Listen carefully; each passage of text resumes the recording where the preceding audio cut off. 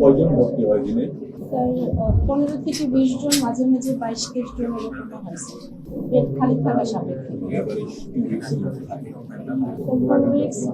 মাঝে মাঝে যারা একটু ক্রনিক বা রেজিস্ট্যান্ট কেস থাকে, ট্রিটমেন্ট রেসপন্সটা পোর হয়, তাদের ক্ষেত্রে আরেকটু বেশি করা হয়। কয়টার সময় আসছে? স্যার আজকে অভিযোগ কয়টার সময়? সত্যি কথা বললেন। 9টা 5 আসছে। অফিস কই? স্যার আমরা সাড়ে আটটা। আমাদের 8:30 আছে। অফিস 8:30। 25 মিনিট পরে আসছেন কেন? স্যার আজকে জায়গা ছিল। একটু আগে বের হন।